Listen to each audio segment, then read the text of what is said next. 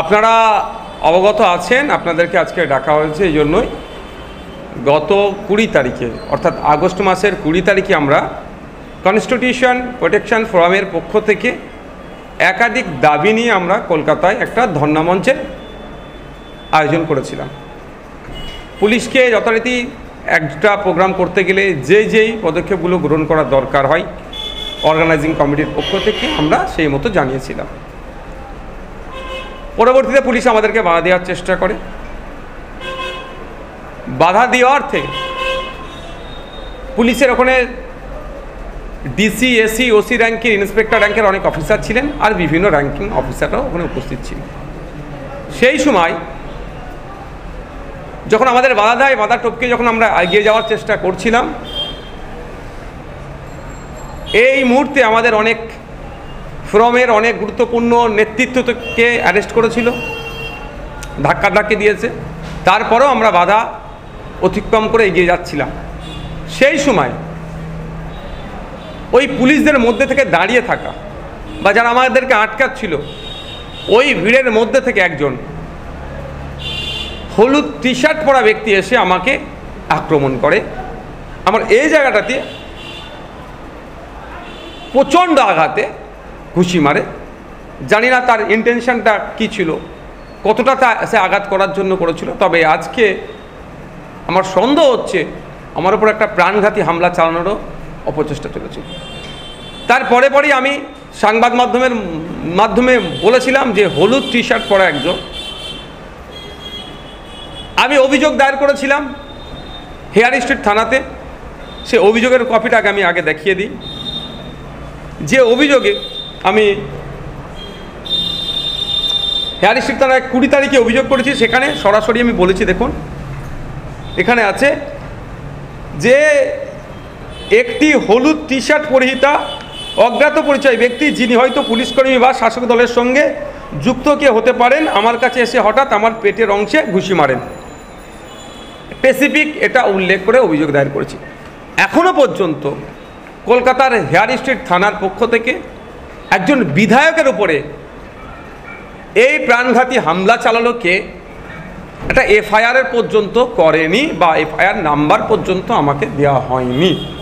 গতকালকের পর্যন্ত খবর, এখনও আমি আপডেট নিচ্ছি যে এই ধরনের কিছু, অর্থাৎ হয়েছে এরকম একটা ভাব।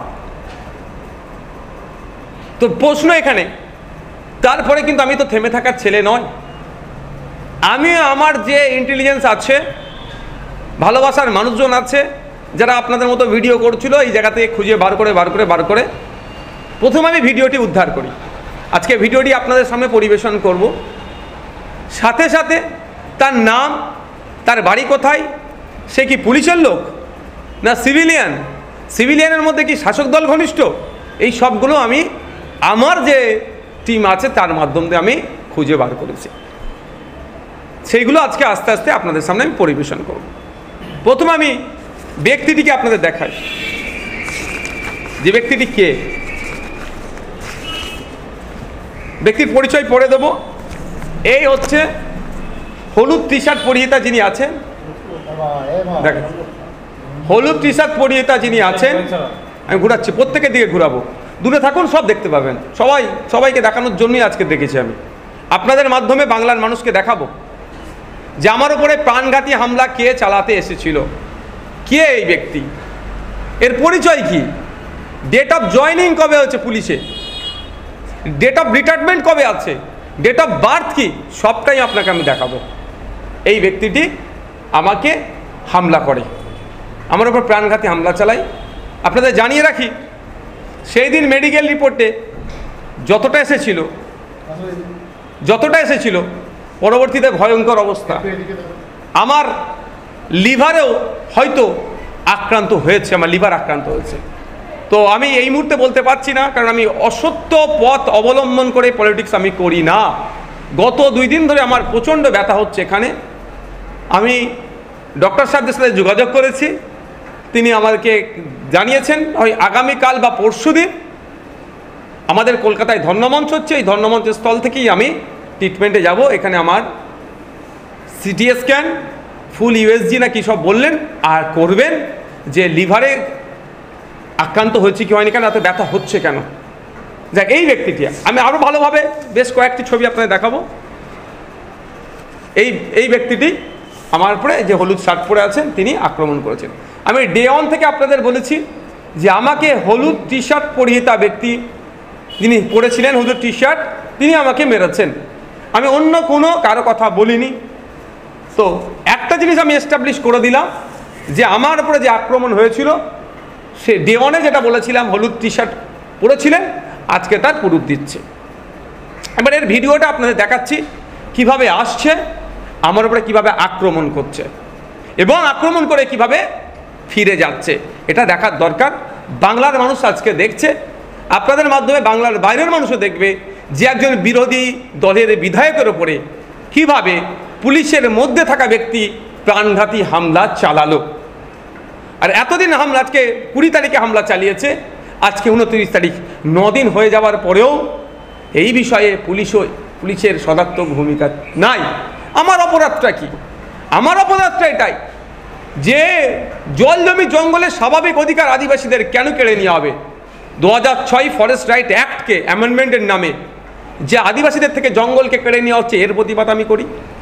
প্রিন্সিপাল অ্যাক্ট 1995 ওয়াকাফ আইনের অ্যামেন্ডমেন্ট করে 2025 সালে যে নতুন আইন নিয়ে এসেছে, এই আইনের বিরোধিতা করছি। এটা মুসলিম সম্প্রদায়ের উপরে ধর্মীয় ভাবাবেগের সাথে সাথে ধর্মের ওপরে আক্রমণ হচ্ছে, সংবিধানের একাধিক আর্টিকেলের ওপরে আক্রমণ হচ্ছে, এর বিরোধিতা আমি করছি। আমার ওপরে আক্রমণের কারণ কি? ফেক ST/SC সার্টিফিকেট রমরমা মার্কেটে।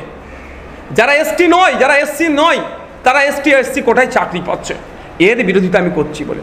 আমার অপরাধটা কি? আমাকে কেন প্রাণে মারার চেষ্টা হচ্ছে? হয়তো আমার কাছে ফোর্স না থাকলে এতদিন হয়তো আমাকে প্রাণে মেরেই দিত এরা। যে আমি প্রতিবাদ করছি যে OBC আপনি সার্টিফিকেট দিচ্ছেন, ঠিক কথা, কল্যাণী ইউনিভার্সিটিতে জিওলজি ডিপার্টমেন্টের যারা PhDর জন্য চান্স পেল, সুযোগ পেল OBC A OBC B category থেকে, আমরা দেখতে পেলাম তার মধ্যে একজনেরও মুসলিম পিছড়ে বর্গের মুসলিম সম্প্রদায়ের উপস্থিতি দেখতে পেলাম না। এর প্রতিবাদ করছি। কেন আপনি শেরশাবাদী আর জনগোষ্ঠীকে OBC A থেকে তুলে OBC B তে পাঠালেন? এই ধরনের অনেক বানিয়া সম্ভবত জনগোষ্ঠী আছে, A থেকে তুলে B থেকে পাঠালেন। এই অন্যায়ের প্রতিবাদ করছি। আমার পরিযায়ী ভাইরা, বাঙালি যারা ভিন্ন রাজ্যে কাজে যাচ্ছে, তাদের উপরে আক্রমণ হচ্ছে, লাশ হয়ে ফিরে আসছে। কখনো সোমনাথ দেবনাথ, আফরাজুল, সাবির মল্লিক, হেমন্ত রায়, তো দীপু দাস, এই ধরনের অনেকে লাশ হয়ে বাড়ি ফিরে আসছে, অনেকে আক্রান্ত হচ্ছে। এই লাস্ট 2 দিন আগে উড়িষ্যাতে বা কলকাতায় বাঙালি উড়িষ্যাতে আমাদের মেদিনীপুরের শ্রমিকের উপরে প্রাণঘাতী হামলা চালিয়েছে। এটা বন্ধের আমি দাবি তুলছি। এই জন্য আমার উপরে আক্রান্ত নেমে আসছে, আমার উপরে প্রাণে মারার চেষ্টা হচ্ছে। SIR-এর নামে নাগরিককে অহেতুক হয়রানি করার চেষ্টা হচ্ছে, নাগরিককে ভয় দেখানোর চেষ্টা হচ্ছে। সেই জন্য আমি প্রতিবাদ করেছি যে SIR-এর নামে নাগরিক হয়রানি করা যাবে না, নাগরিককে আতঙ্কিত করা যাবে না, যাকে তাকে ডিভোটার ঘোষণা করা যাবে না। এইগুলো বা বিভিন্ন সময় মানুষের উপরে ঘটে চলা আক্রমণের বিরুদ্ধে আমি যখনই কথা বলি, দেখছি আমার উপরে আক্রমণ নেমে আসছে, আমাকে প্রাণে মারার চেষ্টা হচ্ছে।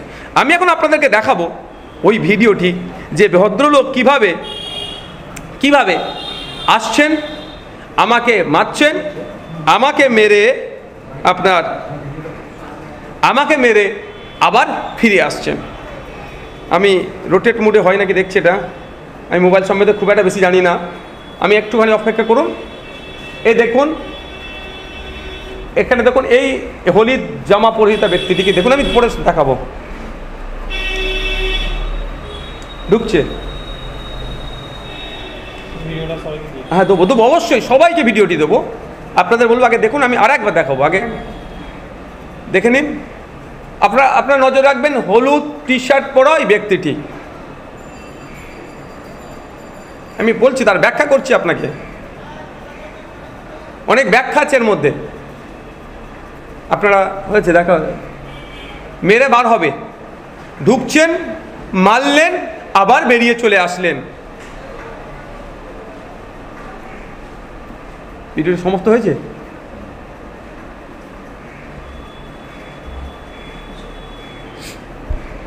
ভিডিওটি হয়েছে, ভিডিওটি দেব, আপনারা দেখবেন। এই ভিডিওটির মধ্যে আপনারা 55 সেকেন্ডের ভিডিও আছে না, এখনো বাকি আছে, একটু বাকি আছে, দেখুন, আপনারা দেখুন। সবাই আসছে, সবার আসছে?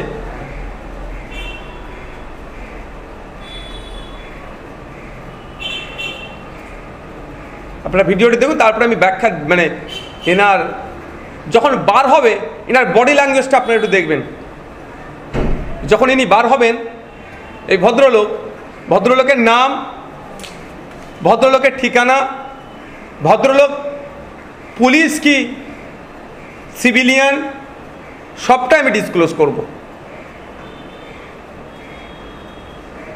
রাজ্য প্রশাসন কি ঘুমাচ্ছে? একটা বিধায়কের উপরে প্রাণঘাতী হামলা চলল, তারপরও রাজ্য প্রশাসন নড়ে চড়ে বসলো না। এখন কি করছে? একটা এফআইআর পর্যন্ত করেনি, না খুঁজে পাচ্ছে না। যদি না খুঁজে পাই আমি খুঁজে দিচ্ছি। এই দেখুন, এই ভিডিওটি আপনাদেরকে দেব। এই ভিডিওটি যখন দেব আপনারা দেখবেন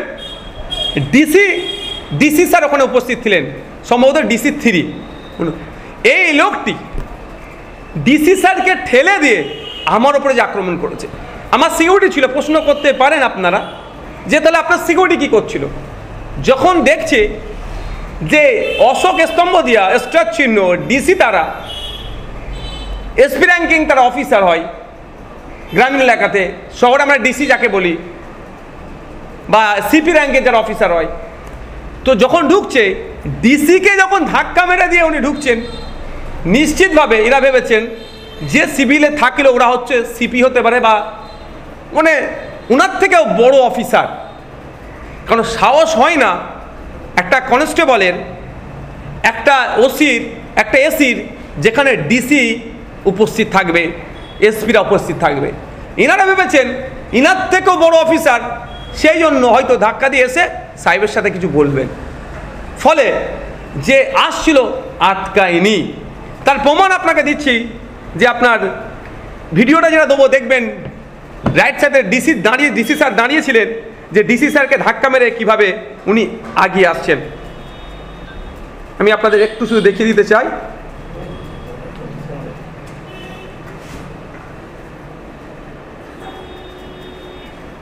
এখানে আমার সামনে যিনি আছেন খাকি পোশাক, এটা ডিসি স্যার। দেখুন, ধাক্কা মেরে ডিসি স্যারকে সরিয়ে দিলেন। এটা হচ্ছে ডিসি স্যার। এই দেখুন, আমাকে এখানে ধাক্কা মেরে ডিসি স্যারকে সরিয়ে দিলেন। আমি আপনাদেরকে আরেকবার দেখাতে চাই, এই লোকটা একটু জানা দরকার। ইনার সামনে ডিসি স্যার, এরকম ঢুকছে। ওনার লেফট সাইডে আমার সিকিউরিটি, ওনার রাইট সাইডে দেখুন ওনার রাইট সাইডে আমাদের রাজ্যের কলকাতা পুলিশের ডিসিটাকে ধাক্কা মেরে ঢুকে আমার উপরে হামলাটা চালিয়েছে। আর বার হবার রিয়াকশনটা একটু দেখুন। এই দেখুন,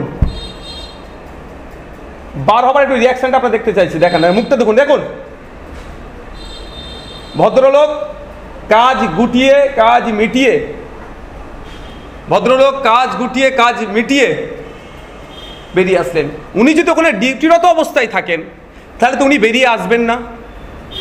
উনি যদি ওখানে ডিউটি করেন, গেলেন আমাকে ঘুষি মারতে হবে এই রকমের জায়গাতে, কেউ তো নিশ্চিতভাবে নির্দেশনা দেয়নি।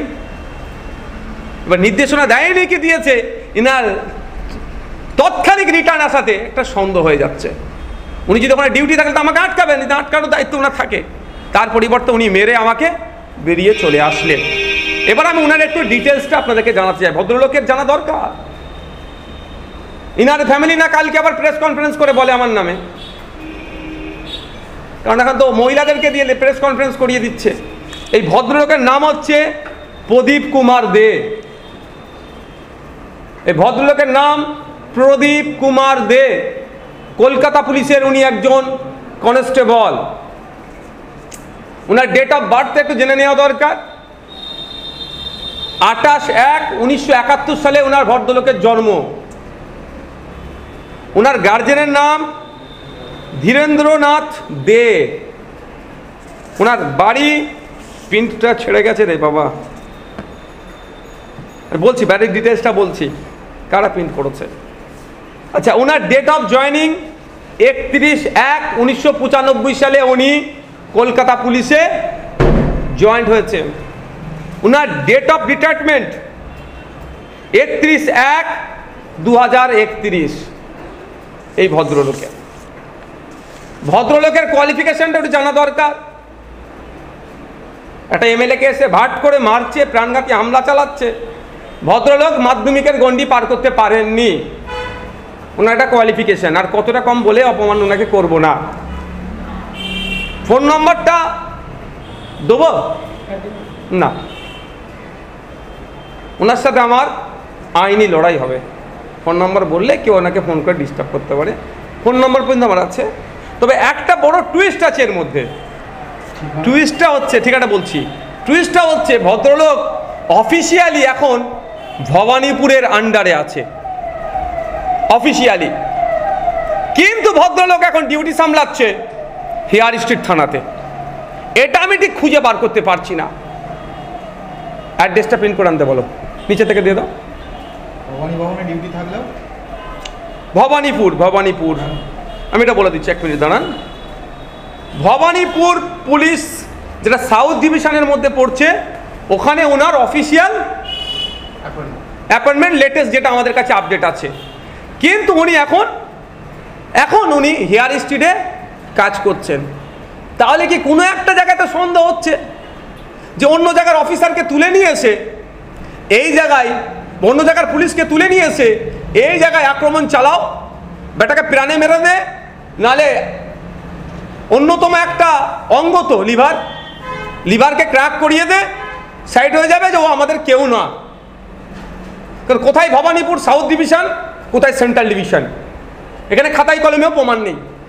তাহলে পুলিশ মন্ত্রী কি করছেন? তার পুলিশ এসে আমাকে প্রাণে মারার সর্বোচ্চ চেষ্টা করলো, 9 দিন হতে চলেছে, কি করছেন? এবার তার অ্যাড্রেসটা আমি বলি, আমি এক্স্যাক্ট অ্যাড্রেস বলবো না, আবার কেউ তাকে ডিস্টার্ব করতে পারে। আমি ডিস্টার্ব করার পক্ষপাতী নয়, আমি আইনে লড়াই করার পক্ষপাতী। এই ভদ্রলোকের চাকদা থানার আন্ডারের বাড়ি, নদিয়া ডিস্ট্রিক্টের বাড়ি। দুটো বললাম, থানার নাম বললাম যে থানায় বাড়ি, আর কোন জেলাতে বাড়ি। চাকদা থানা, নদিয়া জেলাতে। এই আমি ডিটেলস তুলে দিলাম। আমার এখানে গুটিকে এক প্রশ্ন থেকে যাচ্ছে যে ওই ভদ্রলোককে ভবানীপুরের পুলিশ স্টেশনে যার ডিউটি, সে হেয়ার স্ট্রিটে এখানে আসলে কি করে? হেয়ার স্ট্রিটে তিনি ডিউটি সামলাচ্ছেন কিভাবে? খাতায় কলমে তো এখনো দেখতে পেলাম না।